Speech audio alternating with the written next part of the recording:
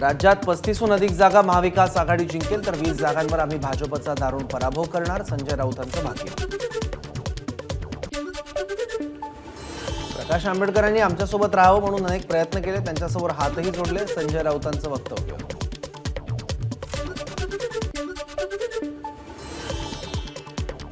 छत्रपती संभाजीनगरमध्ये चंद्रकांत खैरेंचा विजय निश्चित, जालना आणि लातूरमध्ये बदल होईल, संजय राऊतांचं वक्तव्य. तर बीडमध्ये पंकजा मुंडेंना निवडणूक सोपी राहिली नाही, मराठवाड्यातील 4ही जागा मविया मोठ्या ताकदीने जिंकेल, राऊतांना विश्वास. पंतप्रधानांच्या खणखणीत नाण्यामुळेच उद्धव ठाकरेंचे 2019ला 18 खासदार निवडून आले, संजय राऊतांच्या वक्तव्याला नितेश राणेंचं प्रत्युत्तर. तर 4 जूनला ऐतिहासिक निकाल आम्ही आणू, नितेश राणेंना विश्वास. मोदींचं नाणं घासून पुसून गुळगुळीत झालं, ते आता चालत नाही, संजय राऊतांचा मोदींवर हल्लाबोल. तर चंद्रशेखर बावनकुळेंचाही राऊतांकडून कालबाह्य झालेला ढब्बू पैसा असा उल्लेख. भारत सरकार हवं, मोदी सरकार नको आहे, एक व्यक्ती एक पक्ष ही पद्धत मान्य नाही, उद्धव ठाकरेंचं वक्तव्य. तर लवकरच महाविकास आघाडीच्या प्रचार सभा सुरू होतील, ठाकरेंची माहिती. उद्या शरद पवार, सुशीलकुमार शिंदे, मोहिते पाटलांची भेट घेणार, अकलूजमध्ये मोहिते पाटलांच्या निवासस्थानी भोजन करणार. 2004 नंतर राज्यातील 3 बडे नेते उद्या एकत्र येणार.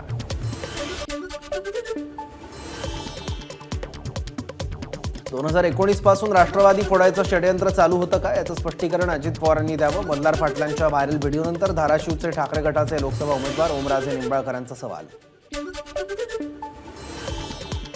सध्या देशभरात जे खासदार आहेत त्यातील 70% घराणेशाहीवाले खासदार हे भाजपमधील, रोहित पवारांची टीका.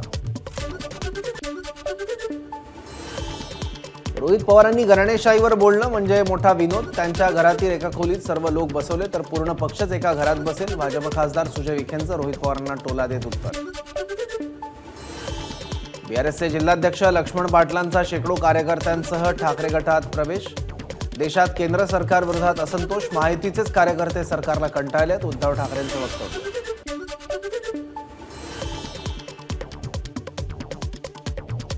महाविकास आघाडीचं जागा वाटप पूर्ण झालंय, त्यामुळे कार्यकर्त्यांना समजावणे प्रत्येक पक्षाचं काम, सांगलीमध्ये आपल्या लोकांना समजावून सांगा, उद्धव ठाकरेंचा काँग्रेसला संदेश. काँग्रेस भवनमध्ये विशाल पाटलांनी घेतली कार्यकर्त्यांची भेट, विशाल पाटील यांचं कार्यकर्त्यांना संयम राखण्याचं आवाहन. विशाल पाटील यांची उमेदवारीबाबतची भूमिका अद्याप गुलदस्त्यात. लोकसभा निवडणुकीसाठी उद्या भाजपचा जाहीरनामा प्रसिद्ध होणार. डॉक्टर बाबासाहेब आंबेडकरांची जयंती आणि नवरात्रीतील 6वा दिवस साधून भाजप जाहीरनामा प्रसिद्ध करणार. 1992 पासूनची मागणी पूर्ण झाली, पंतप्रधान मोदी नसते तर राम मंदिर उभंच राहिलं नसतं, मोदींच्या काळात राम मंदिर उभं राहिलंय वास्तव, राज ठाकरेंचं वक्तव्य. मोदींचं नेतृत्व खंबीर असल्यानं पाठिंबा दिला, मनसे अध्यक्ष राज ठाकरेंचं स्पष्टीकरण. महायुतीनं मनसेच्या नेत्यांना मानानं वागवावं, लोकसभा निवडणुकीत मनसे महायुतीच्या प्रचारात उतरणार, राज ठाकरेंची भूमिका. पाठिंबा दिला असला तरी महाराष्ट्राच्या काही मागण्या आहेत त्या पंतप्रधानांपर्यंत पोहोचवणार, मराठी भाषेला अभिजात दर्जा द्यावा, गड किल्ल्यांचं संवर्धन व्हावं ही आमची मागणी, राज ठाकरेंचं वक्तव्य.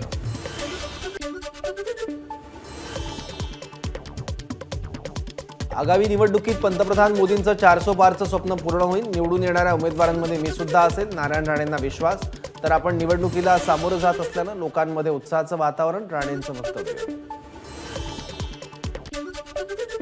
छत्रपती संभाजीनगरमध्ये महाविकास आघाडीचे उमेदवार चंद्रकांत खैरेंच्या प्रचार कार्यालयाचं उद्घाटन, खासदार संजय राऊतांच्या उपस्थितीत मशाल पेटवून कार्यालयाचं उद्घाटन सोहळा. यवतमाळ वाशिमच्या उमेदवार राजश्री पाटील यांच्या प्रचारासाठी अभिनेता गोविंदा मैदानात, गोविंदाला पाहण्यासाठी वाशिमकरांची गर्दी. महायुतीच्या उमेदवार राजश्री पाटलांकडून प्रचाराला सुरुवात, मतदारांसोबतच भावना गवळीही आमच्या सोबत आहेत, पुढच्या 1-2 दिवसात भावना गवळी आमच्या प्रचारात सोबत येतील, राजश्री पाटलांचं वक्तव्य. मुंबईच्या उत्तर पश्चिम लोकसभा मतदारसंघातून रवींद्र वायकरांच्या उमेदवारीला भाजपचा विरोध, भाजप कार्यकर्त्यांनी वरिष्ठांकडे नाराजी व्यक्त केल्याची सूत्रांची माहिती. विजय वडेट्टीवार लवकरच भाजपमध्ये प्रवेश करणार, मंत्री धर्मराव बाबा आत्राम यांचा मोठा दावा, मुलीला तिकीट नाकारल्यानं वडेट्टीवार नाराज असल्याची चर्चा. आपलं काम पक्षासाठी समर्पित, इतर कोणत्याही पक्षात जाणार नाही. धर्मराव बाबा आत्राम यांच्या दाव्याबाबत बोलताना विजय वडेट्टीवारांचं स्पष्टीकरण. तर धर्मराव बाबांना कुणी विचारत नाही, वडेट्टीवारांची टीका. भाजप उमेदवार अशोक नेते यांचं जात प्रमाणपत्र खोटं, आमच्याकडे सगळे पुरावे आहेत, वडेट्टीवारांचं वक्तव्य. भाजपची अवस्था काँग्रेससारखी व्हायला वेळ लागणार नाही, नाराज भाजपचे माजी आमदार पृथ्वीराज देशमुख यांचा पक्षाला घरचा आहे.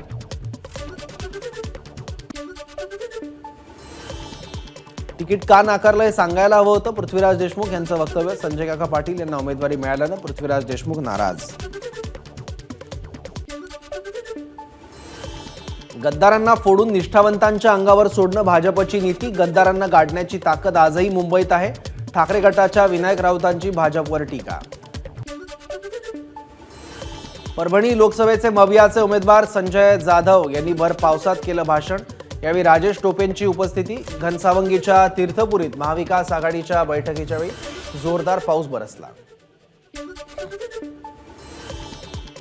प्रणिती शिंदे यांची सोलापुरात कॉर्नर सभा. भर पावसात भिजत भाषण केल्यानं राजकीय वर्तुळात चर्चा. रत्नागिरी सिंधुदुर्ग लोकसभेतील सावंतवाडीत मुंबई अध्यक्ष आशिष शेलार यांचा दौरा. या लोकसभा मतदारसंघातून नारायण राणेंचं नाव जवळपास निश्चित झाल्यानं भाजपच्या प्रमुख नेत्यांचे दौरे सुरू. भाजप उमेदवार डॉक्टर सुभाष भामरे यांची बागलाणमध्ये प्रचार सभा. सभेला मोठ्या संख्येनं कार्यकर्त्यांची उपस्थिती. केलेल्या कामांचा आढावा देत पुन्हा भाजपला निवडून आणण्याची गरज, भामरे यांचं विधान. भंडाऱ्यात उद्या अमित शहांची सभा. अमित शहांच्या सभेवर पावसाचं सावट. महायुतीचे उमेदवार सुनील मेंढे यांच्या प्रचारार्थ सभा. अजित पवारांच्या सांगण्यावरूनच राष्ट्रवादी काँग्रेस सोडून भाजपमध्ये गेलो आणि नंतर महायुतीत आले. मल्हार पाटील यांचा गौप्यस्फोट. अजित पवारांनी कान उघडणी केल्यावर मल्हार पाटलांकडून व्हिडिओ डिलीट. लोकसभा निवडणुकीच्या पार्श्वभूमीवर धुळे जिल्हा प्रशासनाकडून तयारीला वेग. महाकार्गो वाहनातून पोलीस बंदोबस्तात. मतदान यंत्र रवाना.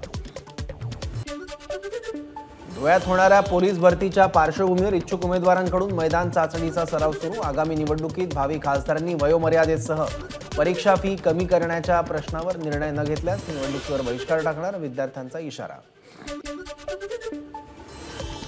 गडचिरोलीतील 1442 ग्रामस्थांनी इंडिया आघाडीचे उमेदवार डॉक्टर नामदेव किरसाण यांना जाहीर केला पाठिंबा. बैठकीत ग्रामसभेच्या समस्या, आदिवासी समाजाचे प्रश्न, त्यांच्या कायद्याची अंमलबजावणी याबाबत मांडले मुद्दे. राज्यात आजही अवकाळीसह गारपीट. विदर्भ मराठवाड्यात पिकांना मोठा फटका.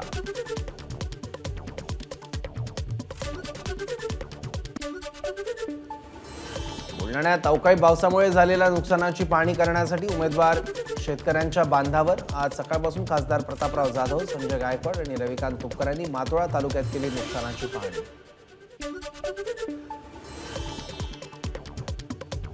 सोलापूरच्या माळशिरस तालुक्याला वादळी वाऱ्यासह गारपिटीने झोडपलं. नुकसानग्रस्त भागाचा धैर्यशील मोहिते पाटलांनी केला दौरा. नुकसानाचे पंचनामे करण्यासाठी पाऊस थांबणं गरजेचं. पाऊस थांबल्याशिवाय पंचनामे करणार कसे, नीलम गोरेंची प्रतिक्रिया.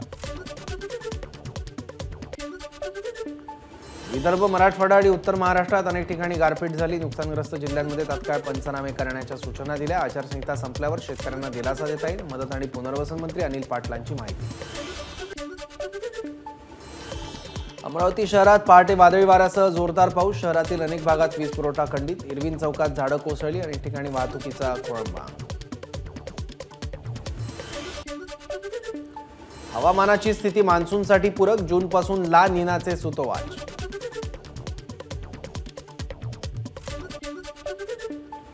दुसऱ्या महायुद्धातील बंकरचा होणार लिलाव, ज्यांची किंमत 2 कोटी रुपये असणार. इतिहासातील एका भीषण युद्धाचे साक्षीदार असलेले बंकर 2.1 एकर जंगलासोबत मिळणार.